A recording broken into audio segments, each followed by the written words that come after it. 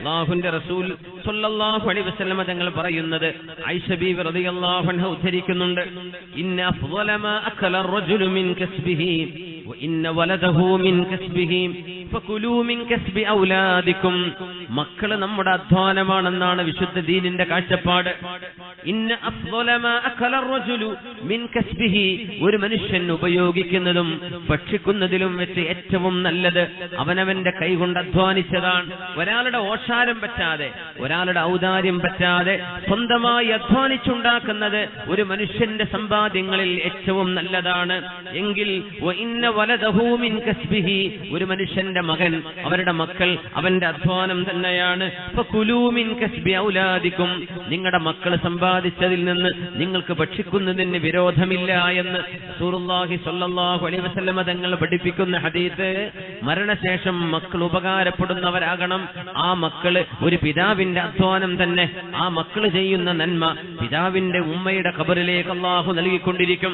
അല്ലാഹുവിനോട് നമ്മൾ ചോദിക്കുക, സജ്ജനങ്ങളായ മക്കളെ, സ്വാലിഹീങ്ങളായ മക്കൾ അല്ലാഹു നമുക്ക് നൽകട്ടെ. ആമീൻ യാ റബ്ബൽ ആലമീൻ. മരണപ്പെട്ടു പോയ ആളുകൾക്ക് ദുആ ചെയ്യുന്ന, ഇസ്തിഗ്ഫാർ ചെയ്യുന്ന സദസ്സുകൾ മുഅ്മിനീങ്ങളായ ആളുകൾ അവരുടെ മരണപ്പെട്ടവർക്ക് വേണ്ടി ചെയ്തു കൊടുക്കേണ്ട ഏറ്റവും വലിയ പുണ്യമാണ്. എല്ലാ മുസ്ലിമീങ്ങളായ മുഴുവൻ ആളുകളും, ഏതൊക്കെ പാർട്ടികളാകട്ടെ, അവർക്കൊക്കെ പറ്റുന്നതായി പറയാൻ പോകുന്നത്. ഇതേതെങ്കിലും ഒരു വിഭാഗം സുന്നികൾ മാത്രം ചെയ്യുക, ബാക്കിയുള്ളവർ ആ വഴിക്കേ വരുന്നില്ല. അങ്ങനെ ആവരുത്. മുസ്ലിമാണോ, നമുക്ക് ചെയ്യാൻ പറ്റുന്ന കാര്യങ്ങളാണ് ഇതൊക്കെ. പക്ഷെ നമ്മളത് ചെയ്യുമ്പോഴേക്കും ഞങ്ങൾ സുന്നിയായി പോവോ അതിന്റെ പേരിൽ എന്ന് പേടിക്കുന്ന ചില ആളുകൾ, പേടിക്കണ്ട. അള്ളാഹുവിന്റെ ദീനിൽ തെളിവും പ്രമാണവുമുള്ള മഹാന്മാരായ പണ്ഡിതന്മാർ, അതിനാ ഖുർആൻ പറഞ്ഞു, വസ്അലു അഹ്ല ദിക്ർ ഇൻ കുൻതും ലാ തഅലമൂൻ. നിങ്ങൾക്കറിയില്ലെങ്കിൽ പണ്ഡിതന്മാരോട് ചോദിക്കണം. ഖുർആനിലുണ്ടോ നോക്കിക്കോ എന്നല്ല പറയുന്നത്. വിശുദ്ധ ഖുർആനിന്റെ വചനങ്ങൾ മനസ്സിലാക്കിയെടുക്കാൻ കഴിവുള്ള പണ്ഡിതർ, അവരെ നിങ്ങൾ അംഗീകരിക്കണം. ലോകം അംഗീകരിച്ച പ്രഗത്ഭരായ പണ്ഡിതന്മാർ എന്ന് ഞാൻ ഉദ്ധരിക്കുന്നതിൽ ബഹുഭൂരിപക്ഷം തെളിവുകളും നമ്മുടെ നാടുകളിലൊക്കെ ഈ വിഷയങ്ങളൊക്കെ പാടില്ലാത്തതാണ് എന്ന് നാഴികക്ക് 400 തവണ വിളിച്ചു പറയുന്ന ആളുകളൊക്കെ അംഗീകരിക്കുന്ന ഇബ്നു തൈമിയ്യ, ഷെയ്ഖ് ഇബ്നു തൈമിയ്യയും അവരുടെ കാഴ്ചപ്പാടുകളും അടക്കം പുറമെ 4 മദ്ഹബിന്റെ ഇമാമിങ്ങളുടെ കാഴ്ചപ്പാടുകളും വെച്ചാണ് നമ്മൾ ചർച്ച ചെയ്യുന്നത്. മുതഅല്ലിമീങ്ങളായ ആളുകൾ ഈ വിഷയം ആധികാരികമായി പഠിക്കണമെന്ന ആഗ്രഹമുള്ള ആളുകൾക്ക് ഇൻഷാ അല്ലാഹ് അവർക്ക് ആ വഴിയിലേക്ക് ഒന്ന് വഴി തുറക്കാൻ ഇത് ഉപകരിക്കുമെങ്കിൽ അല്ലാഹു നൽകുന്ന വലിയൊരു ഫضലായിരിക്കും. അത് അല്ലാഹു സ്വീകരിക്കട്ടെ. ആമീൻ യാ റബ്ബൽ ആലമീൻ. മുഅ്മിനീങ്ങൾക്ക് വേണ്ടി ദുആ ചെയ്തു കൊടുക്കണം. മുഅ്മിനീങ്ങൾക്ക് വേണ്ടി ദുആ ചെയ്തു കൊടുക്കണം. വിശുദ്ധ ഖുർആൻ പറയുന്നു, ബിസ്മില്ലാഹിർ റഹ്മാനിർ റഹീം, വല്ലദീന ജാഊ മിൻ ബഅദിഹിം യഖൂലൂന റബ്ബന ഇഗ്ഫിർ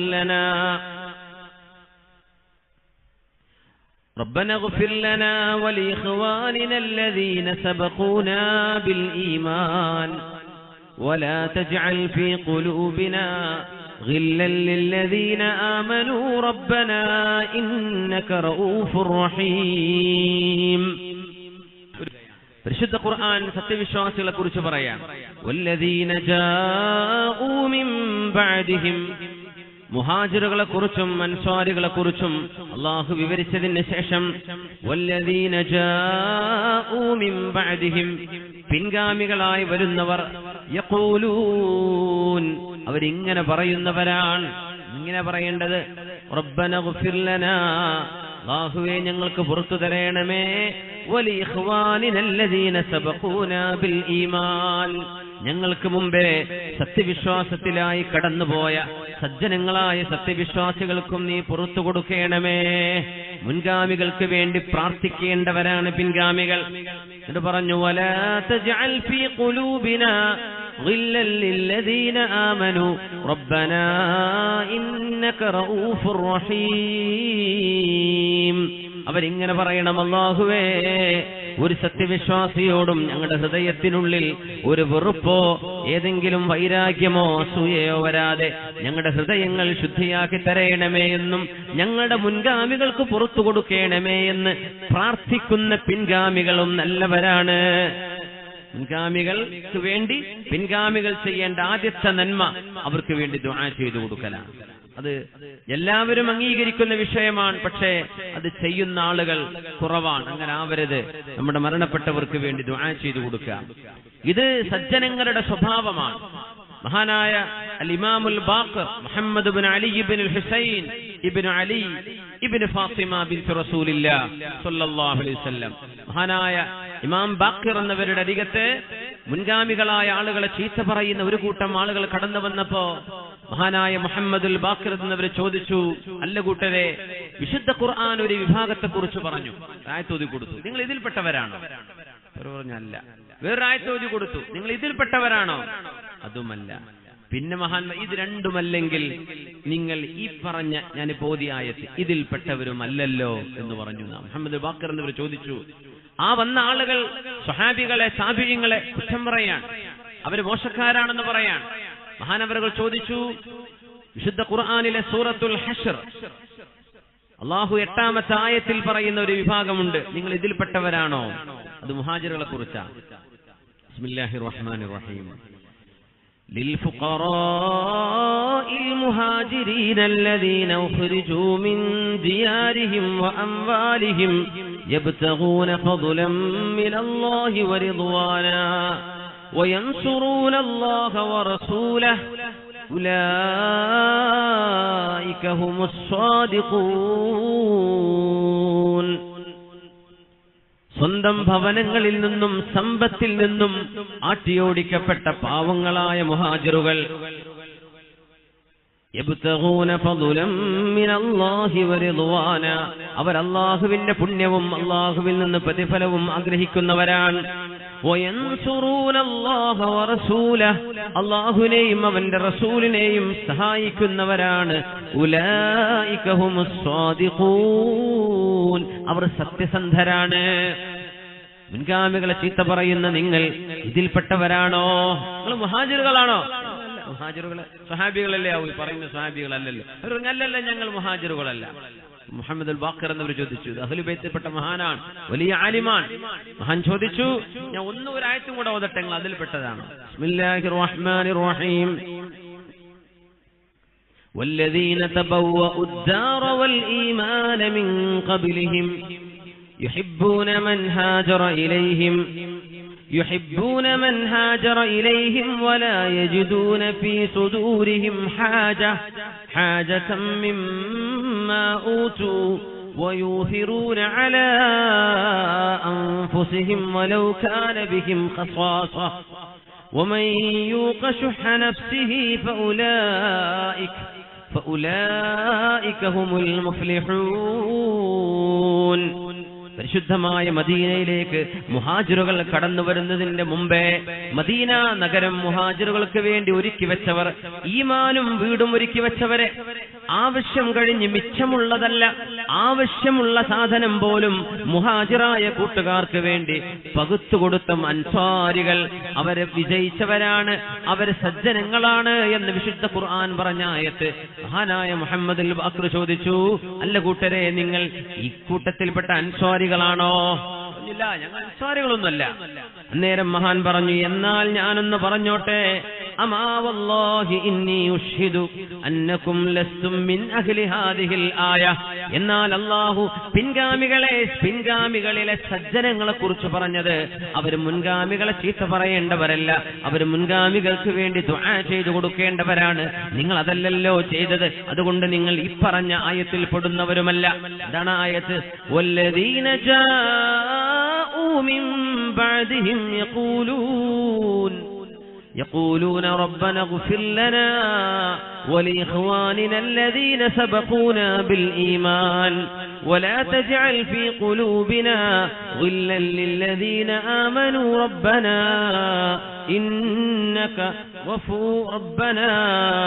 إنك رؤوف رحيم. പിൻഗാമികളിൽ നല്ലവരെ മുൻഗാമികൾക്ക് വേണ്ടി ദുആ ചെയ്തു കൊടുക്കുന്നവരാണ്, അവർക്ക് വേണ്ടി പ്രാർത്ഥിച്ചു കൊടുക്കുന്നവരാണ്. നിങ്ങൾ അതല്ലല്ലോ ചെയ്തത്. സജ്ജനങ്ങളുടെ ഒരു പ്രത്യേകത തന്നെ മരണപ്പെട്ടവർക്ക് വേണ്ടി ദുആ ചെയ്തു കൊടുക്കുന്നവരാണ്. മുഅ്മിനീങ്ങൾ അങ്ങനെ എപ്പോഴും അല്ലാഹുവേ ഞങ്ങളുടെ മുമ്പ് കഴിഞ്ഞു പോയവർ അവർക്ക് പുറത്തു കൊടുക്കണേ, അവരുടെ ഖബർ വിശാലമാക്കി കൊടുക്കണേ, അവരുടെ ആഖിറം വെളിച്ചമാക്കി കൊടുക്കണേ. ഇത് ദുആ ചെയ്യുന്ന ഒരു ശീലം പിൻഗാമികളായി നമ്മൾക്കൊക്കെ വേണം, നമ്മുടെ മുൻഗാമികളോട്. അവരാണ് പിൻഗാമികളിലെ സജ്ജനങ്ങൾ എന്ന് മഹാനായ റസൂലുള്ളാഹി സ്വല്ലല്ലാഹു അലൈഹി വസല്ലം പഠിപ്പിക്കുകയാണ്. ബഹുമാന്യരായ മുഅ്മിനീങ്ങളെ, ഒരു മയ്യിത്തിനെ നമ്മൾ നിസ്കരിക്കുമ്പോൾ മയ്യിത്ത് നിസ്കരിക്കുന്ന നിസ്കാരം അത് മയ്യിത്തിന് വേണ്ടിയുള്ള ഒരു പ്രാർത്ഥനയാണ്. മയ്യിത്ത് നിസ്കാരം എന്ന് പറഞ്ഞാൽ എന്താ? അല്ലാഹുമ്മ ഗ്ഫിർ ലഹു വർഹംഹു, അല്ലാഹുവേ ഈ മരിച്ചു കിടക്കുന്ന ആൾക്ക് നീ പുറത്തു കൊടുക്കണമേ, കരുണ ചെയ്യണമേ. വആഫിഹി വഅഫു അൻഹു വഅക്രിം നുസുലഹു, നിന്റെ അതിഥിയായി വന്നിരിക്കുകയാണ് അല്ലാഹുവേ, ആദരിക്കണേ. വവസ്അ മുദ്ഖലഹു, അവര് വന്നു കിടക്കുന്ന ഖബറിടം വിശാലമാക്കി കൊടുക്കണേ. ഇതല്ലേ മയ്യിത്ത് നിസ്കാരത്തിൽ പറയുന്നത്. സത്യവിശ്വാസികൾ മുഴുവൻ മരിച്ചു കിടക്കുന്ന ആൾക്ക് വേണ്ടി ചെയ്യുന്ന റെക്കമെൻഡേഷനാണ് നമ്മൾ സ്വലാത്തുൽ ജനാസയിൽ ചെയ്യുന്ന പ്രാർത്ഥന. ആ നിസ്കാരം പോലും അതുതന്നെയാണ്. അല്ലാഹു നമ്മൾ ഓരോരുത്തരും മറ്റുള്ളവർക്ക് വേണ്ടി സഹായിക്കണമെന്ന് പറഞ്ഞവരാ നമ്മളോട്. നമ്മൾ സഹായിക്കണം. ആ സഹായം മരിച്ചു കഴിഞ്ഞാൽ അങ്ങ് അവസാനിച്ചു, പിന്നെ വഴിക്കില്ല. മരിച്ചുപോയ ആളുകൾ അവരുടെ അമലുമായി കഴിയട്ടെ, ഇനി ഒന്നും ചെയ്യാനില്ല എന്ന് പറയുന്നവർ.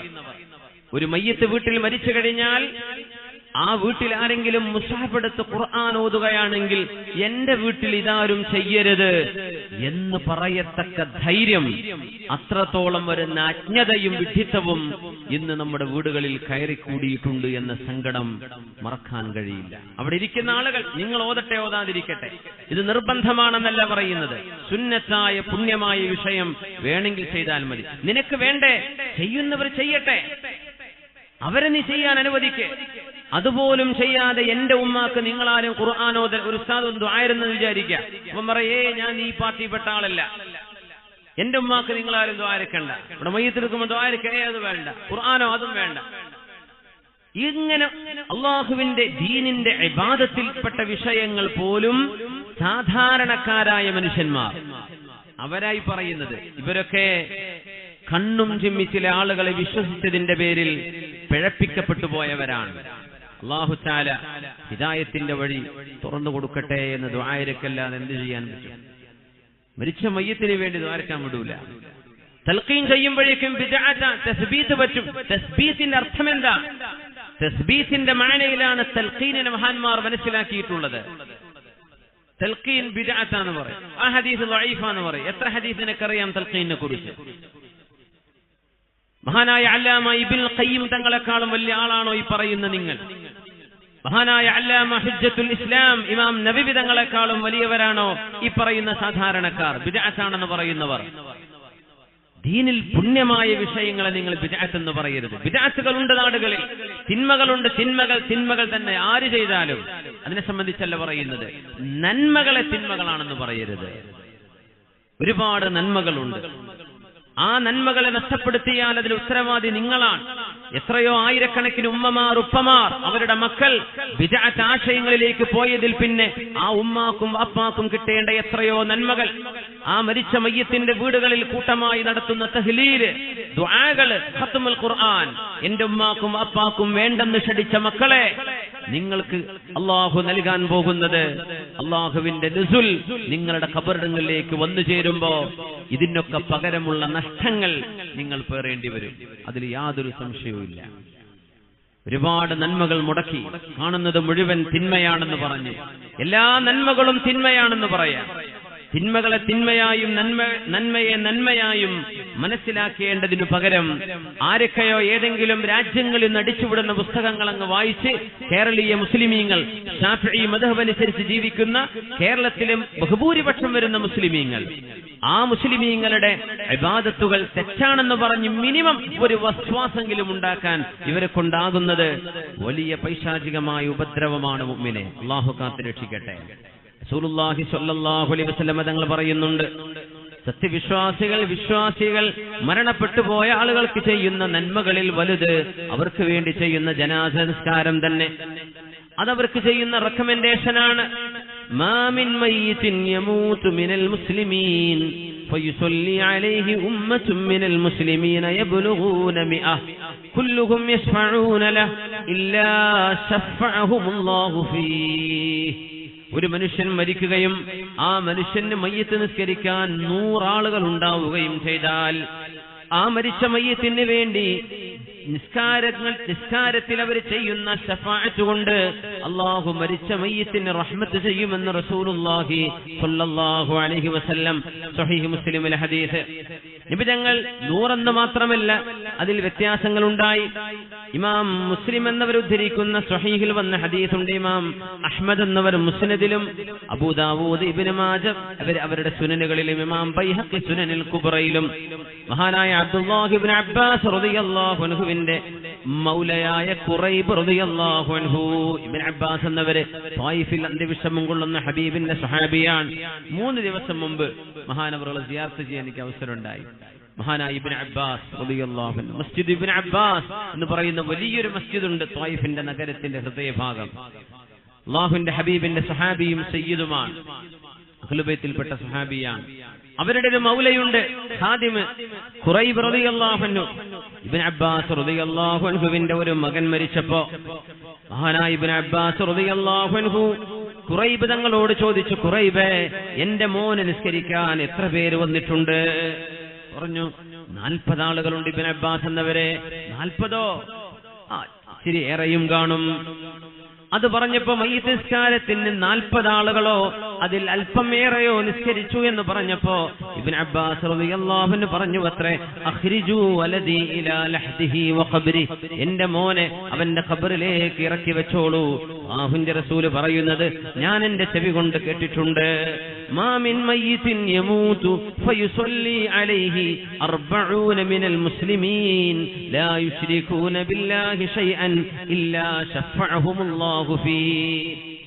അല്ലാഹുവിനെ മാത്രം ആരാധിക്കുന്ന 40 ആളുകൾ ഒരു മയ്യിത്തിന് വേണ്ടി അല്ലാഹുവിനോട് ശഫാഅത്ത് ചോദിച്ചാൽ, അല്ലാഹുവിനോട് റെക്കമെൻഡ് ചെയ്താൽ, അവർക്ക് വേണ്ടി മയ്യിത്ത് നിസ്കരിച്ചാൽ 40 ആളുകൾ ആണെങ്കിൽ തന്നെയും അല്ലാഹു തആല ആ മയ്യിത്തിന് മോചനം കൊടുക്കുമെന്ന് ഹബീബ് പറയുന്നത് കേട്ടിട്ടുണ്ട്. അതുകൊണ്ട് എന്റെ മോനെ മറവ് ചെയ്തോളൂ എന്ന് ഇബ്നു അബ്ബാസ് റളിയല്ലാഹു അൻഹു ഖുറൈബ് തങ്ങളോട് പറഞ്ഞത് സ്വഹീഹ് മുസ്ലിമിലും നേരത്തെ ഉദ്ധരിച്ച ഹദീസ് ഗ്രന്ഥങ്ങളിലുമുണ്ട്. 40-ൽ താഴെയാണെങ്കിലും കൂലിയുണ്ടെന്നാണ്. 40-ൽ താഴെയാണ്. അങ്ങനെയാണെങ്കിൽ ഒരു മയ്യിത്ത് നിസ്കാരത്തിന് 40 ആളില്ല, അതിൽ താഴെയുള്ളുവെങ്കിൽ ആ ഉള്ള ആളുകൾ 3 സഫായിട്ട് നിൽക്കണമെന്ന. സഫ് പൂർത്തിയാവില്ല, ആകെ 10 ആളുള്ളൂ. 3 ആള് അല്ലെങ്കിൽ ഒരു സഫില് 4, അടുത്ത സഫില് 3, അടുത്ത സഫില് 3. ആ 3 ആള് നിൽക്കുന്ന 2 സഫുകൾ, 4 ആള് നിൽക്കുന്ന സഫ്, ബാക്കി അല്ലാഹുവിന്റെ മലക്കുകൾ അതിന് പൂർത്തിയാക്കുമെന്ന് റസൂലുള്ളാഹി സ്വല്ലല്ലാഹു അലൈഹി വസല്ലം. ആള് കുറവാണോ 3 സഫ് നിൽക്കണം. 40 ആളുണ്ട്, അത് മതി. 100 ഉണ്ട്, ധാരാളം. ആയിരക്കണക്കിന് ആളുകളൊക്കെ മയ്യിത്ത് നിസ്കരിച്ചാൽ അതിന്റെ ഭാഗ്യം എത്രയാണ്? ഇമാം ഹാക്കിം എന്നവർ സ്വഹീഹാണെന്ന് പറഞ്ഞ ഹദീസ്, ഇമാമുൽ മുൻദിരി അവരുടെ തർഗീബ് വത്തർഹീബിൽ കൊണ്ടുവന്ന ഹദീസ്, മഹാനായ ഹാഫിദ് ഇബ്നു ഹജർ അൽ അസ്ഖലാനി ഫത്ഹുൽ ബാരിയിൽ ഹസനാണെന്ന് പറഞ്ഞ ഹദീസ്, ഇമാം നബവി തങ്ങൾ ശൈഖുൽ ഇസ്ലാം അൽ ഇമാം നബവി റളിയല്ലാഹു അൻഹു, ഇമാം നബവി തങ്ങൾ ഹസനാണെന്ന് പറഞ്ഞ ഹദീസ്. എന്താ നബി തങ്ങൾ പറയുന്നു? ഖാല റസൂലുള്ളാഹി സ്വല്ലല്ലാഹു അലൈഹി വസല്ലം, മാ മിൻ റജുലിൻ മിനൽ മുസ്ലിമീന യമൂതു ഫയുസല്ലി അലൈഹി 3 സുഫൂഫിൻ ഇല്ലാ ഔജബാ.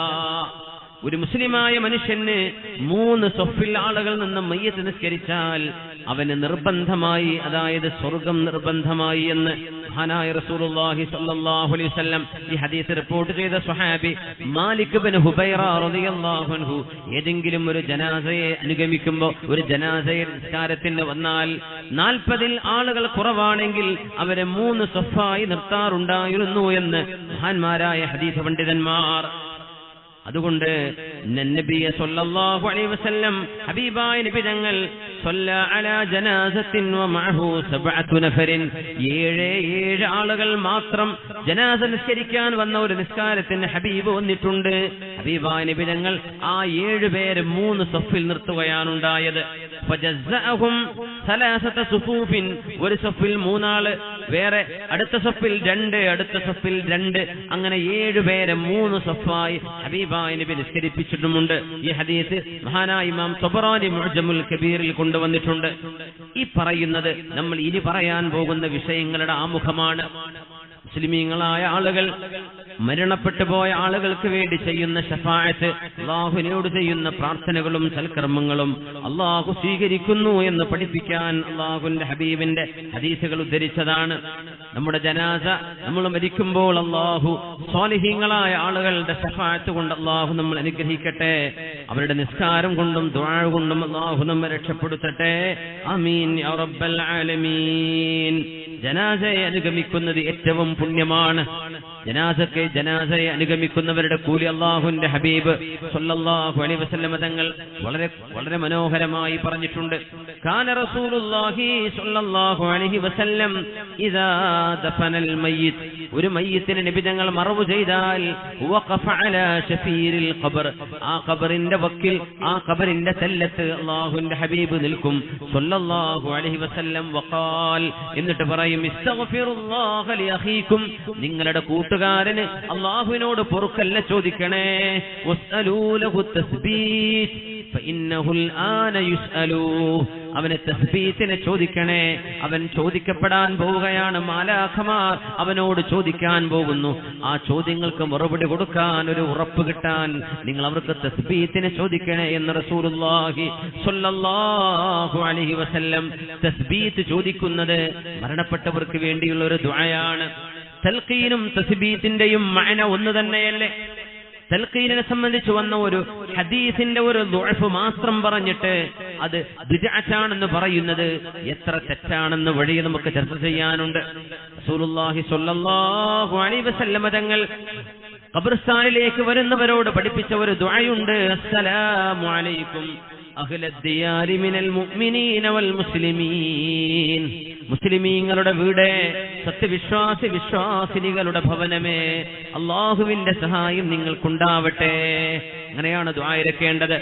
യർഹമുല്ലാഹുൽ മുസ്തഖ്ദിമീന മിന്നാ വൽ മുസ്തഅഖിരീൻ വഇന്നാ ഇൻഷാ അല്ലാഹു ബികും ലാഹിഖൂൻ. നമ്മുടെ മുമ്പ് കഴിഞ്ഞു പോയവർ, ഇനി വരാൻ പോകുന്ന, മരണപ്പെടാൻ പോകുന്നവർ എല്ലാവർക്കും അല്ലാഹു റഹ്മത്ത് ചെയ്യട്ടെ. അല്ലാഹു ഉദ്ദേശിക്കുമ്പോ ഞങ്ങളും നിങ്ങളോടുകൂടെ വന്നു ചേരേണ്ടവരാണ് എന്ന് ഹബീബുനാ റസൂലുള്ളാഹി തങ്ങൾ ദുആ ചെയ്യാൻ വേണ്ടി പറഞ്ഞു. നിങ്ങൾ സലാം പറയണം. അവർ കേൾക്കുന്നവരാണ്. കേൾക്കാത്തവരോട് എന്ത് സലാം? മണ്ണുപോലെ കിടക്കുകയാണ്, കല്ലാണെങ്കിൽ അവരോട്, ജീവനുള്ളവരോട് പറയുന്ന അഭിസംബോധന. മരിച്ചു കിടക്കുന്ന ആളുകൾ കേൾക്കുന്നില്ലെങ്കിൽ അവിടെ സലാം പറയാൻ വേണ്ടി പറയോ? ശറഅ് മിനിമം ഏത് കൊച്ചു കുഞ്ഞിനും അറിയുന്നൊരു വസ്തുതയാണത്. ശറഅ് അസ്സലാമു അലൈക്കും അഹ്ലദ്ദിയാർ, വീട്ടുകാരോട് സലാം. ഇതൊരു വീടാണ്, അവിടെ നടക്കുന്ന ലോകം നമുക്കറിയില്ലെന്നേ ഉള്ളൂ. ഈ വിഷയം നമ്മൾ കൊമ്പോൽ കഴിഞ്ഞ മാസം അങ്ങനെ ചർച്ച ചെയ്തൊരു വിഷയമാണ്. മരിച്ചുപോയ ആളുകൾ കേൾക്കുന്ന രീതികളും അവർ മറുപടി തരുന്ന അവസ്ഥകളും ഒക്കെ. ആ വിഷയമല്ല നമ്മുടെ ഇന്നത്തേത്. മരണപ്പെട്ടു പോയ ആളുകൾക്ക് നമുക്ക് എന്തൊക്കെ ചെയ്തു കൊടുക്കാൻ പറ്റും? ഒന്ന്, അവർക്ക് വേണ്ടി ഹജ്ജും ഉംറയും ചെയ്യാം. നമ്മുടെ സ്വന്തമായ ഫറളായ ഹജ്ജ് നമ്മൾ നിർവഹിച്ചു കഴിഞ്ഞാൽ, നമ്മുടെ ഫറളായ ഉംറ നിർവഹിച്ചു കഴിഞ്ഞാൽ, മരണപ്പെട്ടവർക്ക് വേണ്ടി നമുക്ക് ഹജ്ജ് ചെയ്യാം, അവരുടെ പേരിൽ ഉംറ ചെയ്യാം. അല്ലാഹുവിന്റെ ഹബീബ് തങ്ങൾ പഠിപ്പിക്കുകയാണ് സ്വല്ലല്ലാഹു അലൈഹി വസല്ലം. ഖസ്അം ഗോത്രക്കാരിയായ ഒരു പെണ്ണ്, ജാഅത് ഇംറഅത്തുൻ മിൻ ഖസ്അം മിനൻ നബി സ്വല്ലല്ലാഹു അലൈഹി വസല്ലം, ഹജ്ജത്തുൽ വിദാ നടക്കുമ്പോ ഹബീബായ നബി തങ്ങളുടെ അവസാനത്തെ ഹജ്ജിന്റെ സമയത്ത് ഖസ്അമി ഗോത്രക്കാരിയായ ഒരു പെണ്ണ് അല്ലാഹുവിന്റെ റസൂലിനോട് വന്ന് ചോദിക്കുന്നു, യാ റസൂലല്ലാഹ്, അല്ലാഹുവിന്റെ റസൂലേ, ഇന്ന ഫരീളത്തല്ലാഹി അലാ ഇബാദിഹി ഫിൽ ഹജ്ജ് അദ്റകത് അബീ ശൈഖൻ കബീറാ. നബിയേ, അല്ലാഹു നിർബന്ധമാക്കിയ ഹജ്ജ് എന്റെ വൃദ്ധനായ പിതാവിന് നിർബന്ധമാണ്. പക്ഷേ ലാ യസ്തതിഉ റുകൂബ അല റാഹില, എന്റെ പിതാവിന് വാഹനം കയറി യാത്ര ചെയ്യാൻ കഴിയില്ല നബിയേ. അഫഹജ്ജു അൻഹു, എന്റെ പിതാവിന് പകരം, അത് ജീവിച്ചിരിക്കുമ്പോൾ തന്നെ ആ പിതാവിന് പകരം എനിക്ക് ഹജ്ജ് ചെയ്യാൻ പാടുണ്ടോ? ഖാല ഹുജ്ജി അൻഹു, നിങ്ങൾ ആ പെണ്ണിനോട് മകളോട് പറഞ്ഞു, മോളെ നിങ്ങളുടെ പിതാവിന് പകരമായി നിങ്ങൾ ഹജ്ജ് ചെയ്തേക്കുക എന്ന് റസൂലുള്ളാഹി സ്വല്ലല്ലാഹു അലൈഹി വസല്ലം തങ്ങൾ പറഞ്ഞു. ജീവിച്ചിരിക്കുന്ന ഒരാൾക്ക് അങ്ങോട്ട് എത്തിപ്പെടാൻ കഴിയില്ലെങ്കിൽ അവരുടെ സമ്മതത്തോടുകൂടെ അവർക്ക് വേണ്ടിയുള്ള ഹജ്ജ് ചെയ്യാൻ പറ്റും. ജീവിച്ചിരിക്കുന്ന ആൾക്ക് വേണ്ടി കർമ്മം ചെയ്തു, ഒരാൾ ചെയ്തത് മാത്രമേ കിട്ടുള്ളൂ. ഇനി പറയും സാധാരണ പറയാ, വഅലൈസ ലിൽ ഇൻസാനി ഇല്ലാ മാ സആ, ഒരു മനുഷ്യൻ അയാൾ ചെയ്തത് മാത്രമേ കിട്ടുള്ളൂ എന്ന് പറയുന്നവർ ഈ ഹദീസിന് എങ്ങനെ അർത്ഥം വെക്കുക? ആ മകള് ചെയ്തത് വാപ്പാക്ക് കിട്ടുന്നല്ലേ നബി തങ്ങൾ പറയുന്നത്? മകള് ചെയ്ത ഹജ്ജിന്റെ കൂലി ആർക്ക് കിട്ടും? മകൾക്ക് കിട്ടുന്ന പോലെ ആർക്ക് വേണ്ടി ചെയ്തുവോ ആ പിതാവിനും കിട്ടും. ഇത് സ്വഹീഹായ ഹദീസല്ലേ? ഹദീസുകൾ മനസ്സിലാക്കാതെ ഈ ആയത്തർത്ഥം വെക്കുന്ന അപകടം. പരിഭാഷ വായിച്ച് പാംഫ്ലെറ്റേറിയൻ നാടുകളിൽ നഗരങ്ങളിലൊക്കെ ഖുതുബ ഓതുന്നുണ്ട് ഇവരൊക്കെ. എന്തായിരിക്കും ആ ഖുതുബയുടെ അവസ്ഥ? അല്ലാഹു അഅലം. എത്ര അപകടമാണ്! പച്ചയായ ഹദീസിന്റെയും ആയത്തിന്റെയും പച്ചയായ അർത്ഥം ആശയം മനസ്സിലാക്കാതെ ആയിരക്കണക്കിന് ഹദീസുകൾ ഉണ്ട് അല്ലാഹുവിന്റെ റസൂലിന്. അതൊക്കെ ഇരുന്ന് കൊല്ലങ്ങളോളം ഗുരുനാഥന്മാരുടെ മുമ്പിൽ ഇരുന്ന് പട്ടിണിയും വിശപ്പും സഹിച്ച് കാലങ്ങളോളം ക്ഷമയോടുകൂടെ കിതാബ് ഓതി പഠിക്കുക എന്ന് പറയില്ലേ? ഇവർ വിചാരിക്കുന്നതൊക്കെ നിസ്സാരമാണ്. അതൊക്കെ ഒരു ബുഖാരിയുടെ പരിഭാഷ വായിച്ചാൽ കിട്ടൂലേ? കിട്ടില്ല, മുഅ്മിനെ കിട്ടില്ല. ദീനിന്റെ മസ്അല പറയരുത് ദയവ് ചെയ്ത് ഇത്തരക്കാരായ ആളുകൾ. ആലിമീങ്ങൾ എന്തു പറഞ്ഞു എന്ന് അവരുടെ കിതാബുകൾ പരിശോധിക്കണം.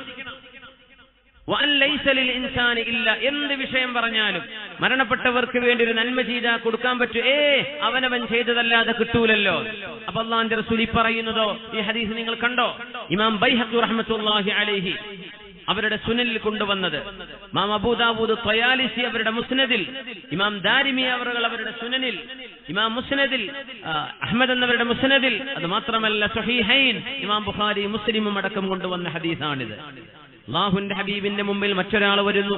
അന്ന റജുലൻ, അല്ലാഹുവിന്റെ റസൂലിന്റെ അടുത്ത് ഒരാൾ വന്ന് ഹബീബിനോട് പറയുന്നു, യാ റസൂലല്ലാഹ്, അല്ലാഹുവിന്റെ റസൂലേ, ഇന്ന ഉഖ്തി നദറത് അൻ തഹജ്ജ, എന്റെ പെങ്ങൾ ഹജ്ജ് ചെയ്യാൻ നേർച്ചയാക്കിയിരുന്നു നബിയേ, വ ഇന്നഹാ മാതത് ഖബ്ല അൻ തഹജ്ജ, നബിയേ അഫഹജ്ജു അൻഹാ, എന്റെ പെങ്ങൾക്ക് പകരമായി എനിക്ക് ആ ഹജ്ജ് ചെയ്യാൻ പറ്റുമോ? പെങ്ങള് ഹജ്ജ് ചെയ്യാൻ നേർച്ചയാക്കിയിരുന്നു, പെങ്ങള് മരിച്ചുപോയി, ആ പെങ്ങൾക്ക് പകരം എനിക്ക് ഹജ്ജ് ചെയ്യാൻ പറ്റുമോ? ഹബീബായ നബി തങ്ങൾ ചോദിച്ച ചോദ്യം, അറഅയ്ത ലൗ കാന അലാ ഉഖ്തിക ദൈനുൻ അകുൻത ഖാദിഹി, നിങ്ങളുടെ പെങ്ങൾക്കൊരു കടമുണ്ടെങ്കിൽ ആ കടം നിങ്ങൾ വീട്ടുമോ? തങ്ങൾ ചോദിച്ചു, ആ പെങ്ങൾക്ക് കടമുണ്ടെങ്കിൽ നിങ്ങളത് വീട്ടുമോ? ഖാല നഅം, തീർച്ചയായും നബിയെ ഞാനത് വീട്ടും. ഹബീബായ തങ്ങൾ മറുപടി കൊടുത്തു സല്ലല്ലാഹു അലൈഹി വസല്ലം, ഫദൈനുല്ലാഹി അഹഖു ബിൽ ഖളാ, അങ്ങനെയാണെങ്കിൽ അല്ലാഹുവിന്റെ കടമാണ് ഏറ്റവും ആദ്യം വീട്ടേണ്ടത്. ആ പെങ്ങൾക്ക് പകരം നിങ്ങൾ ഹജ്ജ് ചെയ്യണം, ആ പെങ്ങൾക്ക് അതിന്റെ കൂലി കിട്ടും, അവരുടെ കടം വീടുകയും ചെയ്യും. ഒരു മനുഷ്യൻ ചെയ്തതേ കിട്ടൂ എങ്കിൽ ഈ പറഞ്ഞ ഹദീസിന്റെ അർത്ഥം എന്താണ്? എന്താണ് ഈ പറഞ്ഞതിന്റെ അർത്ഥം? ഈ ഹദീസ് എവിടെയുണ്ട് എന്ന ചോദ്യം സ്വഹീഹുൽ ബുഖാരി, ഇമാം ബുഖാരി തങ്ങളുടെ സ്വഹീഹിലുണ്ടല്ലോ. നേരപ്പുറം പറയണ്ടല്ലോ. ഇമാം അഹ്മദ് എന്നവരുടെ മുസ്നദിലുണ്ട്, തബറാനിയുടെ മുഅ്ജമുൽ കബീറിലുണ്ട്, ഇമാം ബൈഹഖിയുടെ സുനനുൽ കുബ്രയിലുണ്ട്, ഇമാം ദാരിമിയുടെ സുനനിലുണ്ട്, അബൂ ദാവൂദ് ത്വയാലിസിയുടെ മുസ്നദിലുണ്ട്, ഇമാമുൽ മുൻതഖ ഇബ്നുൽ ജാറൂദ് ഇമാം ഇബ്നുൽ ജാറൂദ് തങ്ങൾ ഇവരൊക്കെ ഉദ്ധരിച്ച ഹദീസ്, സ്വഹീഹായ ഹദീസ്. ബുഖാരി ഇമാം ഉണ്ടെന്ന് പറഞ്ഞാൽ മതിയല്ലോ, ധാരാളം. അള്ളാഹുവിന്റെ കടം അതാണ് ഏറ്റവും വലുത്. സാമ്പത്തിക കടം നിങ്ങൾ വീട്ടിലെ മരിച്ചുപോയ മയ്യത്തിന് പകരം, അതുപോലെ അള്ളാഹുവിന്റെ കടങ്ങളും നിങ്ങൾ വീട്ടേണ്ടവരാണ്. ഇങ്ങനെയൊക്കെയുള്ള ഹദീസിന്റെ വെളിച്ചത്തിലാണ് ഒരു മനുഷ്യൻ അയാൾ ചെയ്തതല്ലാതെ കിട്ടില്ല എന്ന് പറയുന്ന ഹദീസുകളൊക്കെ. ഈ ഹദീസുകൾ കൂടി മനസ്സിലാക്കിയിട്ടേ വ്യാഖ്യാനിക്കാൻ പാടുള്ളൂ. ജുഹൈന കുടുംബത്തിൽപ്പെട്ട ഒരു പെണ്ണ് ഹബീബായ നബിയോട് വന്ന് ചോദിക്കുകയാണ്, റസൂലുള്ളാഹി തങ്ങളോട് സ്വല്ലല്ലാഹു അലൈഹി വസല്ലം, നബിയേ എന്റെ പിതാവിന് ഹജ്ജ് നിർബന്ധമായിരുന്നു, ആ പിതാവിന് ഹജ്ജ് ചെയ്യാൻ കഴിയില്ല, ഞാൻ ഹജ്ജ് ചെയ്യട്ടെയോ? നേരത്തെ ഹസാം ഗോത്രക്കാരിയായ പെണ്ണ് ചോദിച്ച പോലെ ജുഹൈന ഗോത്രക്കാരിയായ ഒരു പെണ്ണ് ചോദിച്ചു. സ്വഹീഹായ ഹദീസാണല്ലോ ഇത്. ഹുജ്ജി അൻ നബീകി, നിങ്ങളുടെ പിതാവിന് പകരം നിങ്ങൾ ഹജ്ജ് ചെയ്തോളൂ എന്ന് റസൂലുള്ളാഹി സ്വല്ലല്ലാഹു അലൈഹി വസല്ലം. അല്ലാഹുവിന്റെ റസൂൽ സ്വല്ലല്ലാഹു അലൈഹി വസല്ലം പഠിപ്പിക്കുകയാണ്, മുഅ്മിനീങ്ങൾ പരസ്പരം ഉപകാരം ചെയ്യണം. അത് ജീവിച്ചിരിക്കുമ്പോൾ മാത്രമല്ല, മരിച്ചു കഴിഞ്ഞാലും ഉപകാരം ചെയ്യാൻ പറ്റും. അല്ലാഹു കേൾക്കുന്നവനല്ലേ. അല്ലാഹു തആല മുഅ്മിനീങ്ങൾക്ക് ചെയ്യുന്ന ഉപകാരങ്ങളെ അല്ലാഹു എങ്ങനെയാണ് തട്ടിക്കളയുന്നത്? എങ്ങനെയാണ് അല്ലാഹു സ്വീകരിക്കാതിരിക്കുക? ഒരു മനുഷ്യന്റെ കടം, ആ മനുഷ്യന്റെ കടം മറ്റൊരാൾ വീട്ടിയാൽ കടം വീടുമല്ലോ. ഇത് ആർക്കും അറിയുന്നൊരു ഹദീസാണ്. ഹബീബായ നബി തങ്ങളുടെ കാലത്ത് ഒരു മനുഷ്യൻ മരിക്കുകയും ആ മനുഷ്യനെ ജനാസ നിസ്കരിക്കാൻ വേണ്ടി തയ്യാറെടുപ്പുകൾ ചെയ്ത് കുളിപ്പിച്ച് കഫൻ ചെയ്ത് ഹാനൂത്ത് പുരട്ടി കൊണ്ടുവന്ന് കിടത്തിയപ്പോ അല്ലാഹുവിന്റെ ഹബീബ് സ്വല്ലല്ലാഹു അലൈഹി വസല്ലം നിസ്കരിക്കാൻ വേണ്ടി വന്നു. മുത്തനബി തങ്ങൾ അടുത്തേക്ക് എത്തിയിട്ട് സഹാബികളോട് ചോദിച്ചു, ഇയാൾക്ക് എന്തെങ്കിലും കടമുണ്ടോ? അവർ പറഞ്ഞു, ഉണ്ട് നബിയെ, 2 ദീനാർ 2 സ്വർണ്ണ നാണയം ആരോടോ ഒരാളോട് കടം വാങ്ങിയിട്ടുണ്ട്, ആ കടം തിരിച്ചു കൊടുത്തിട്ടില്ല. അല്ലാഹുവിന്റെ ഹബീബ് പറഞ്ഞു സ്വല്ലല്ലാഹു അലൈഹി വസല്ലം, എന്തെങ്കിലും കടം വീടാനുള്ള സമ്പത്ത് ബാക്കി വെച്ചിട്ടുണ്ടോ? ഇല്ല നബിയെ, 5 പൈസ ഇല്ലാത്ത ആളാണ്. അല്ലാഹുവിന്റെ ഹബീബായ തങ്ങൾ നിസ്കരിക്കാതെ മാറി നിന്നു. സല്ലു അലാ സാഹിബിക്കും, നിങ്ങൾ നിസ്കരിച്ചോളൂ, ഞാൻ നിസ്കരിക്കില്ല എന്ന് പറഞ്ഞു. അപ്പോഴാണ് അബൂ ഖതാദ റളിയല്ലാഹു അൻഹു മഹാനവറുകൾ മുത്തനബിയോട് പറഞ്ഞു, യാ റസൂലല്ലാഹ് നബിയേ, ഹുമാ അലയ്യ ഫസല്ലി അലൈഹി, ആ 2 ദീനാർ ഞാൻ വിട്ടാം നബിയേ, അങ്ങ് ആ മനുഷ്യന് വേണ്ടി നിസ്കരിക്കാതിരിക്കരുതേ, അങ്ങ് നിസ്കരിക്കൂ നബിയേ, ആ 2 ദീനാർ ഞാൻ വീട്ടിക്കൊള്ളാം. ആ ഏറ്റെടുക്കൽ നടന്നപ്പോ മുത്തനബി തങ്ങൾ ആ മയ്യിത്തിന് വേണ്ടി നിസ്കരിച്ചു സ്വല്ലല്ലാഹു അലൈഹി വസല്ലം. ജാബിർ റളിയല്ലാഹു അൻഹു ഹബീബിൽ നിന്ന് ഉദ്ധരിക്കുന്ന ഹദീസാണിത്. ഹദീസ് ഇമാം ബൈഹഖിയുടെ സുനനിൽ കുബ്രയിലുണ്ട്, ഇമാം ഹാക്കിം എന്നിവരുടെ മുസ്തദറക്കിലുണ്ട്, അബൂ ദാവൂദ്, നസായി പോലെയുള്ള സുനന്റെ ഇമാമിങ്ങളുടെ സുനൻ കിതാബുകളിലുണ്ട്. വളരെ പ്രസിദ്ധമായ ഹദീസാണിത്. മറ്റൊരാൾ വീട്ടിയാൽ ആ മനുഷ്യന്റെ കടം വീടുന്നു. മുത്തനബി തങ്ങൾ കണ്ടപ്പോ ചോദിച്ചു, അബൂ ഖതാദ, ആ 2 ദീനാറിന്റെ വിഷയം എന്തായി, നിങ്ങൾ വീട്ടിയോ എന്ന് ചോദിച്ചു. മഹാനായ അബൂ ഖതാദ റളിയല്ലാഹു തആല അൻഹു പറഞ്ഞു, നബിയേ, ഇല്ല, വീട്ടിയിട്ടില്ല, ഞാനത് വിട്ടാൻ പോവുകയാണ്. 2ാമത്തെ ദിവസം ചോദിച്ചു അബൂ ഖതാദ തങ്ങളോട്. മഹാനവറുകൾ പറഞ്ഞു, ഇല്ല നബിയേ, മരിച്ചിട്ടില്ലേ ഉള്ളൂ, 2 ദിവസമല്ലേ ആയുള്ളൂ. 3ാമതും ഹബീബായ നബി തങ്ങൾ ചോദിച്ചപ്പോൾ അബൂ ഖതാദ റളിയല്ലാഹു തആല അൻഹു മഹാനവറുകൾ ഹബീബായ നബിയെ കാണുമ്പോൾ ഇത് ചോദിക്കുമെന്ന് ഉറപ്പാണ്. മുത്തനബി തങ്ങൾ വീണ്ടും കണ്ടപ്പോൾ ചോദിച്ചു, അബൂ ഖതാദ, ആ കടം വീടിയോ? ഖുൽതു നഅം, ഞാൻ പറഞ്ഞു നബിയെ, ഞാൻ കടം വീട്ടിയിട്ടുണ്ട്. അൽ ആന ബറദത് ജിൽദുഹു, ഇപ്പോഴാണ് ആ മയ്യത്തിന്റെ തൊലിക്ക് തണുപ്പ് കിട്ടിയത് അബൂ ഖതാദ. നിങ്ങൾ കടം വീടുന്നവരെ അദ്ദേഹം ഹിസാബിന്റെ ചൂടിലായിരുന്നു, ഇപ്പോഴാണെന്ന് തണുത്തത്. കടം വീടിയപ്പോ കടം ബാക്കി വെച്ച് മരിക്കുന്ന മയ്യത്തുകള് മക്കൾ ഓർക്കണം, വാപ്പാക്ക് കടമുണ്ട് എന്ന് പറഞ്ഞ ആരെങ്കിലും എന്ന് പറയുമ്പോ വാപ്പയുടെ കടം വാപ്പയാവട്ടെ, ഞങ്ങൾ മക്കളെന്തറിഞ്ഞു, വാപ്പ ഞങ്ങളോട് പറഞ്ഞില്ലല്ലോ, എന്നും പറയാൻ പാടില്ല. നിങ്ങളുടെ വാപ്പയാണെങ്കിൽ ആ വാപ്പയുടെ കടം വീട്ടൽ മക്കൾക്ക് നിർബന്ധമാണ്. വാപ്പയുടെ കടം വീടി എന്തെങ്കിലും മിച്ചമുണ്ടെങ്കിൽ മാത്രമേ അനന്തരം എടുക്കാൻ തന്നെ പാടുള്ളൂ. സമ്പത്ത് മുഴുവൻ വീട്ടിയാലും അനന്തരം വീടിൽ ആ വാപ്പയുടെ കടം വീടില്ലെങ്കിൽ 5 പൈസ പോലും അനന്തരം എടുക്കാതെ വാപ്പയുടെ കടം വീട്ടാൻ ബാധ്യസ്ഥരാണ്. അനന്തരം എടുക്കാൻ അവകാശമുള്ള മുഴുവൻ ആളുകളും. അവർ സമ്പത്തെടുക്കരുത്, കടമാണ് വീട്ടേണ്ടത്. ചിലര് പറയും, ഞങ്ങൾക്കറിയില്ല. മയ്യത്ത് നിസ്കരിക്കുമ്പോൾ വിളിച്ചു പറയും, മയ്യത്തിന് വേണ്ടി ആർക്കെങ്കിലും കടണ്ടോ?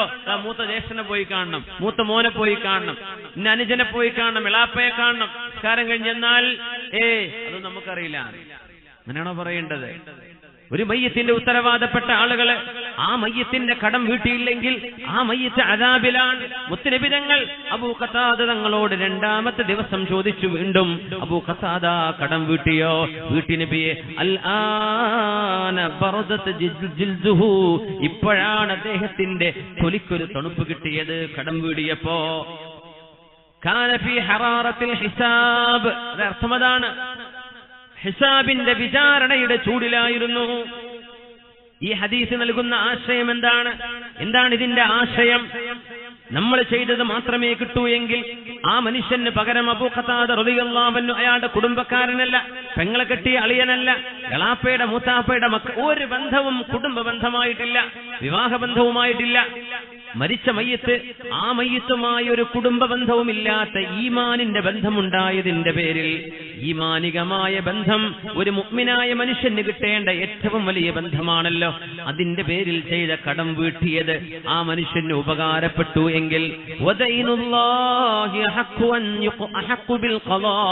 അല്ലാഹുമായുള്ള കടബാധ്യതകളും മുഅ്മിനീങ്ങൾ അവർക്ക് പകരം ചെയ്താൽ അത് വീടും എന്ന് ഹബീബുനാ റസൂലുള്ളാഹി സ്വല്ലല്ലാഹു അലൈഹി വസല്ലമ തങ്ങളുടെ ഈ ഹദീസുകളിൽ നിന്ന് മനസ്സിലാക്കാൻ കഴിയും. സ്വല്ലല്ലാഹു അലൈഹി വസല്ലം മുത്തനബി തങ്ങൾക്ക് അങ്ങനെ ഒരു ശീലമുണ്ടായിരുന്നു. കടം ബാക്കി വെച്ച് മരിച്ചുപോയവർക്ക് മുത്തനബി തങ്ങൾ നിസ്കരിക്കാറില്ല. ഏത് കാലം വരെ? അല്ലാഹുവിന്റെ റസൂലിന് അല്ലാഹു സമ്പത്ത് കൊടുക്കുന്നവരെ. യുദ്ധങ്ങൾ ഉണ്ടാവുകയും യുദ്ധമുതലുകൾ ഉണ്ടാവുകയും ചെയ്ത് ഇസ്ലാമിന്റെ ഖജനാവിലേക്ക് സമ്പത്ത് വന്നപ്പോ നബി തങ്ങൾ അത് നിർത്തി. അല്ലാഹുവിന്റെ റസൂൽ ആര് മരിച്ചാലും പിന്നെ നിസ്കരിക്കും.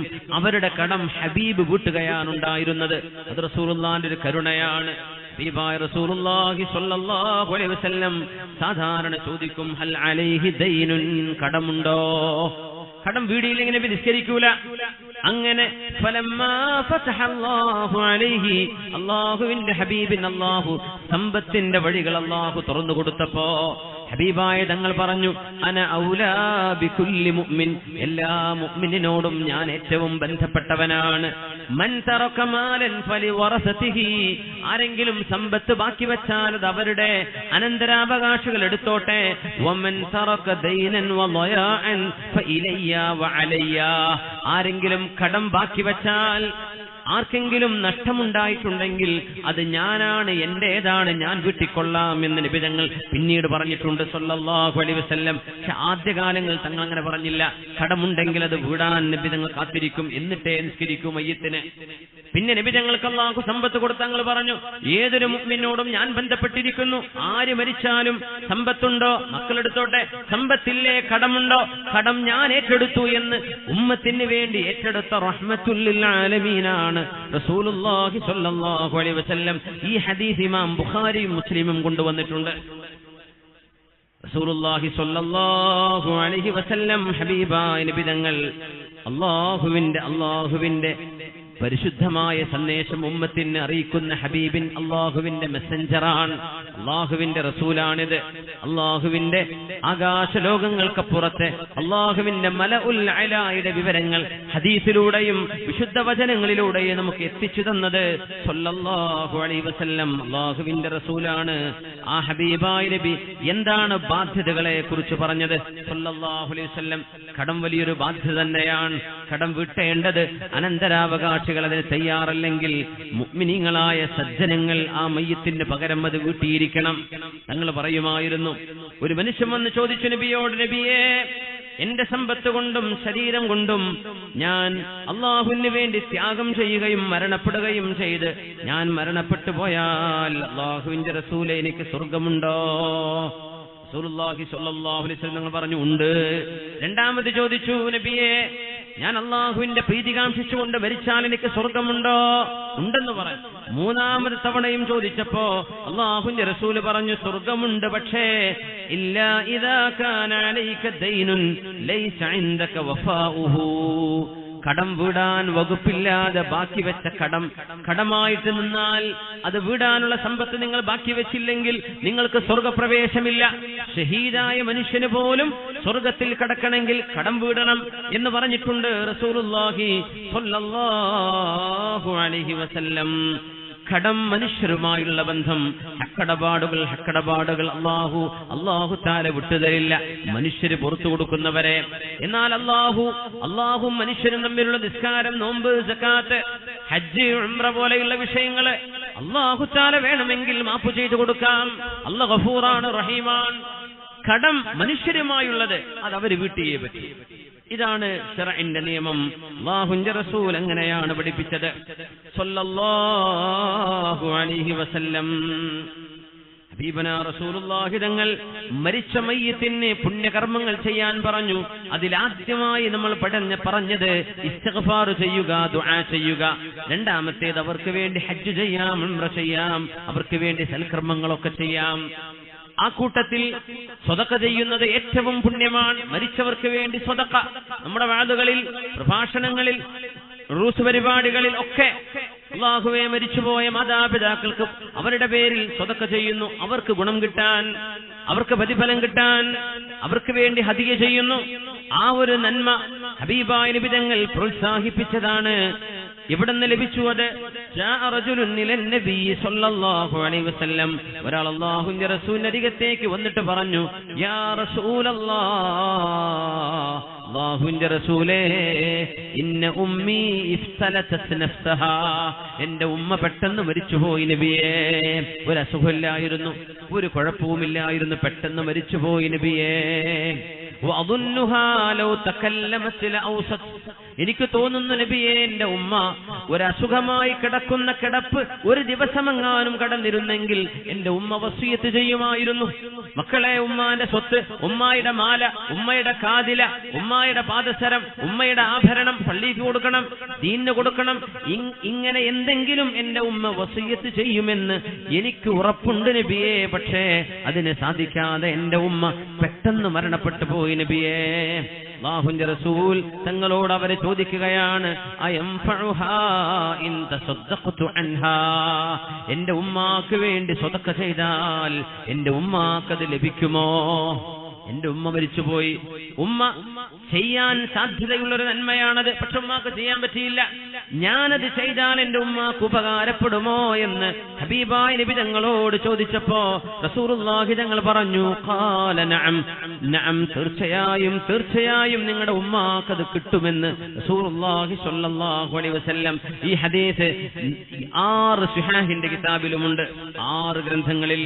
ഇമാം ബുഖാരി തങ്ങൾ, ഇമാം മുസ്ലിം എന്നിവരുടെ സ്വഹീഹിൽ, ഇബ്നു മാജ, അബൂ ദാവൂദ്, നസായി, തുർമുദി, 4 മഹാന്മാരുടെ സുനനുകളിൽ.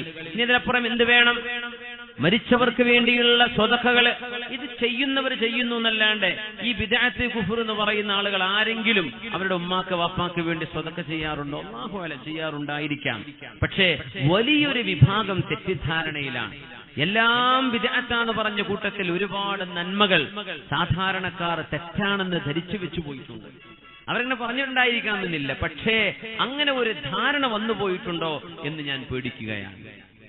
അല്ലാഹു തആല നമ്മുടെ മാതാപിതാക്കൾക്ക് നമ്മൾ ചെയ്തു കൊടുക്കേണ്ട നന്മകൾ അത് ചെയ്തു വിട്ടാനുള്ള എല്ലാ തൗഫീഖും അല്ലാഹു നമുക്ക് നൽകി അനുഗ്രഹിക്കട്ടെ. ആമീൻ യാ റബ്ബൽ ആലമീൻ. എത്ര വലിയ നഷ്ടമായിരിക്കും മുഅ്മിനെ. എന്റെ ഉമ്മയുടെ പേരിൽ ഒരു മസ്ജിദ്, എന്റെ ഉമ്മയുടെ പേരിൽ ഒരു മദ്രസ, എന്റെ ഉമ്മയുടെ പേരിൽ ഒരു കിണർ, എന്റെ ഉമ്മയുടെ പേരിൽ ഒരു രോഗിക്ക് ചികിത്സ, എന്തെങ്കിലും ഒരു നന്മ നമ്മൾ ചെയ്യുന്നത് മരിച്ചുപോയവർക്ക് ലഭിക്കും എന്ന് റസൂലുള്ളാഹി സ്വല്ലല്ലാഹു അലൈഹി അവരുടെ പേരിൽ സ്വതക്ക ചെയ്യേ. നമ്മളൊക്കെ ഏത് ഇൽമിന്റെ സദസ്സുണ്ടാവുമ്പോൾ ചെയ്യണം മുഅ്മിനെ, അവരുടെ പേരിൽ സ്വതക്ക ചെയ്യേ. അല്ലാഹു തആല സ്വീകരിക്കും. അല്ലാഹു സ്വീകരിക്കട്ടെ. മുത്തനബിയോട് വന്ന് പറഞ്ഞു, ഒരാൾ വന്ന് പറയുന്നു, യാ റസൂലല്ലാഹ്, നബിയേ, ഇന്ന അബീ മാത വലം യൂസി, എന്റെ ഉപ്പ ഒരു വസിയത്തും ചെയ്യാതെ മരിച്ചു പോയിട്ടുണ്ട് നബിയേ. അയംഫഉഹു ഇദാ തസദ്ദഖ്തു അൻഹു, നേരത്തെ ഉമ്മയെ കുറിച്ച് പറഞ്ഞു, ഇവിടെ വാപ്പയെ കുറിച്ച്. എന്റെ വാപ്പാക്ക് വേണ്ടി ഞാൻ ദാനം ചെയ്താൽ അല്ലാഹുവിന്റെ റസൂലേ അത് പകരമാകുമോ? ഉപ്പാക്ക് ഉപകാരം ലഭിക്കുമോ? ഖാല നഅം, മരിച്ചു കിടക്കുന്ന ആള് ജീവിച്ചിരിക്കുന്ന കാലത്ത് ചെയ്ത പോലെയുള്ള കൂലി മക്കള് വാപ്പാക്ക് വേണ്ടി ചെയ്താൽ ഇതിന് കൂലിയുണ്ട്. മക്കളെന്ന് മാത്രമല്ല, വറസത്തിന്റെ വിഷയം ഗാലിബിലും അങ്ങനെയാണ്. സാധാരണഗതിയിൽ ഏറിയ കൂറും മയ്യത്തിന്റെ അടുത്ത ബന്ധുക്കളല്ലേ അവർക്ക് വേണ്ടി ചെയ്യൂ. എന്നാൽ അവരല്ലാത്തവര് ചെയ്താലും അവർക്ക് കൂലി കിട്ടും എന്ന് റസൂലുള്ളാഹി സ്വല്ലല്ലാഹു. ഈ ഹദീസ് സ്വഹീഹ് മുസ്ലിമിലുണ്ട്. ഈ ഹദീസും കൂടെ വെച്ച് നോക്കണ്ടേ. ഒരു മനുഷ്യൻ ഒരു മനുഷ്യൻ അയാളെ ചെയ്തത് മാത്രമേ കിട്ടുള്ളൂ. അപ്പൊ ഇത് ബുഖാരിയിലും മുസ്ലിമും വെട്ടിക്കളയണോ ഈ ഹദീസൊക്കെ? ഇസ്ലാമിന്റെ പ്രമാണങ്ങളല്ലേ ഇതൊക്കെ? സ്വഹാബിയുടെ അമൽ ദീനിന് തെളിവാണ്. പ്രാമാണികരായ പണ്ഡിതന്മാർ അവർ ശരിവെച്ച വിഷയങ്ങൾ തള്ളിപ്പറയാൻ ഒരാൾക്കും പാടില്ല. അഹ്ലു ദിക്റാണത്. പണ്ഡിതന്മാരുടെ മേൽ പണ്ഡിതന്മാരായി നമ്മളൊക്കെ ക്ഷമയാണോ? എത്ര വലിയ അഹങ്കാരമാണത്. ഇനി വരാൻ പോകുന്ന തെളിവുകൾ ഇതിലും കൂടുതൽ നമ്മുടെ വിഷയങ്ങൾ നമ്മൾ ചർച്ചയിലേക്ക് ആഴങ്ങളിലേക്ക് കടക്കുകയാണ് ഇൻഷാ അല്ലാഹ്. മുൻഗാമികളായ മഹാന്മാരായ പണ്ഡിതന്മാർ അവരുടെ വിശുദ്ധമായ ഗ്രന്ഥങ്ങളിൽ രേഖപ്പെടുത്തിയ വിഷയങ്ങൾ ഹദീസിനെ ഖുർആൻ അപഗ്രഥനം ചെയ്തത്. നമ്മൾ എപ്പോഴും പറയുന്ന വിഷയം ഇതാണ്. പുത്തനാശയക്കാർ പെട്ടുപോകുന്നത് ഹദീസിന്റെയും ഖുർആനിന്റെയും പരിഭാഷ വായിച്ചു നിർത്തുമ്പോഴാണ്. ആരെങ്കിലും എഴുതി വെച്ചത് വായിക്കല്ല. പ്രാമാണികമായ ഹദീസിന്റെയും ഖുർആനിന്റെയും ആധികാരികതയുള്ള പണ്ഡിതന്മാർ അവര് രേഖപ്പെടുത്തിയ കിതാബുകളൊന്നും എടുത്ത് പഠിക്കും. വെറുതെയുള്ള യൂട്യൂബ് നോക്കിയിട്ട് അവരത് പറഞ്ഞു, ഇയാൾ ഇത് പറഞ്ഞു, നിങ്ങൾ കിതാബ് എടുത്ത് പഠിക്കുക. എത്ര വിഷയം, എത്ര എളുപ്പമാണ്. ഈ ഉമ്മത്തിനെ കൺഫ്യൂഷനിലാക്കരുത്, ചെയ്യുന്ന നന്മകൾ തിന്മയാണ് എന്ന് മനുഷ്യനോട് പറയുന്ന രീതിയിൽ നന്മകൾ ഇല്ലാതെയാവുന്ന പണി നിങ്ങൾ ചെയ്യില്ലെങ്കിൽ ചെയ്യരുത്. വേണ്ട, ചെയ്യുന്നവര് ചെയ്യുന്നത് പ്രമാണബലമുള്ള ഒരു വിഷയമാണെങ്കിൽ അത് തെറ്റാണെന്ന് പറയരുത്. അത്രേ ഞാൻ പറയുന്നുള്ളൂ. വേറെ സംവാദമോ അങ്ങോട്ടും ഇങ്ങോട്ടും അടിപിടിയോ ഒന്നുമല്ല ഇവിടെ വേണ്ടത്. ഒരു സത്യവിശ്വാസി ചെയ്യുന്ന അമലിന് ഇസ്ലാമിക പ്രമാണങ്ങളുടെ തെളിവുണ്ടെങ്കിൽ അതിനെ സംബന്ധിച്ച് ബിദ്അത്ത് എന്ന് പറയല്ല, കുഫർ എന്ന് പറയല്ല, ശിർക്ക് എന്ന് പറയല്ല. നിനക്ക് വേണമെങ്കിൽ ചെയ്തോ, നിനക്ക് തോന്നുന്നു എനിക്ക് വേണ്ട, നിങ്ങൾക്ക് സ്വാതന്ത്ര്യമുണ്ട്. പക്ഷേ അത് ചെയ്യുന്നവരെ സംബന്ധിച്ച് ബിദ്അത്ത് ചെയ്യുന്നു എന്ന് പറയരുത്. ഇതാണ് ഇനി പറയാൻ പോകുന്ന വിഷയങ്ങളിൽ എനിക്ക് നിങ്ങളോട് അപേക്ഷിക്കാനുള്ളത്. അത്രേ വേണ്ടു. ഈ പ്രമാണങ്ങൾ ഒന്നുകിൽ നിങ്ങൾ ഇത് ഇല്ല എന്ന് പറയണം, അല്ലെങ്കിൽ തെറ്റാണെന്ന് പറയണം. അതിനുള്ള ധൈര്യം ഉണ്ടാവുമെന്ന് എനിക്ക് തോന്നുന്നില്ല. മയ്യത്തിന് വേണ്ടി നോമ്പ് നോൽക്കണം. റസൂലുള്ളാഹി ഞങ്ങൾ പറയാം, മയ്യത്തിന് നോമ്പ് നിർബന്ധമായ നോമ്പ് കടമായിട്ട് ബാക്കിയായി പോയിട്ടുണ്ടോ? മയ്യത്തിന്റെ അനന്തരാവകാശികൾ, ഉമ്മ നോമ്പൊൽക്കാതെ മരിച്ചിട്ടുണ്ട്, ഉമ്മയുടെ ഒരുപാട് നോമ്പ് ഖളാ ഉണ്ട്, മക്കൾ നോമ്പ് നോൽക്കണം. വാപ്പാക്ക് നോമ്പ് ഖളാ ഉണ്ട്, മക്കൾ നോമ്പ് നോൽക്കണം വാപ്പാക്ക് പകരമായിട്ട്. സജ്ജനങ്ങൾക്ക് നോൽക്കാം അവർക്ക് പകരമായിട്ട്. നോമ്പ് വീടും. അപ്പൊ ഒരു മനുഷ്യൻ ചെയ്യുന്നത് മാത്രമേ കിട്ടുള്ളൂ, വേറെ ആര് ചെയ്താലും കിട്ടും. ഈ പറഞ്ഞ ആയത്തിനൊക്കെ ഈ ഹദീസിന്റെ സാരങ്ങൾ കൂടെ മനസ്സിലാക്കിയിട്ട് വ്യാഖ്യാനിക്കാൻ പറ്റുള്ളൂ. എന്തുകൊണ്ട്? വിശുദ്ധ ഖുർആനിന്റെ ആശയങ്ങൾ പരിഭാഷ വായിച്ച് മാത്രം ഇരിക്കാനുള്ളതല്ല. ലിതുബയ്യന ലിന്നാസ് മാ നുസ്സില ഇലൈഹിം നബിയേ, വിശുദ്ധ വചനങ്ങളുടെ വ്യാഖ്യാനം നിങ്ങൾ പറഞ്ഞു കൊടുക്കണം റസൂലേ. അതിന്റെ അർത്ഥം എന്താ? ഹദീസും കൂടെ പഠിക്കണം. ഖുർആൻ പഠിക്കണമെങ്കിൽ ഹദീസ് പഠിക്കണം. ഇതെവിടുന്ന് കിട്ടി? ഖുർആനെന്ന്. ഖുർആൻ വ്യാഖ്യാനിക്കേണ്ടത് ആരാ? നബി തങ്ങൾ സല്ലല്ലാഹു അലൈഹി വസല്ലം. തങ്ങൾ പറയുന്നതാണ് ഹദീസ്. അതുകൊണ്ട് വിശുദ്ധ വചനങ്ങളെ തെറ്റിദ്ധരിപ്പിക്കുന്ന രീതിയിൽ ദുർവ്യാഖ്യാനം നടത്തരുത്. അല്ലാഹു തആല അറിയാതെ ചെയ്തു പോയതും അറിഞ്ഞു ചെയ്തു പോയതുമാണെങ്കിൽ തന്നെയും അല്ലാഹു പുറത്തു തരട്ടെ.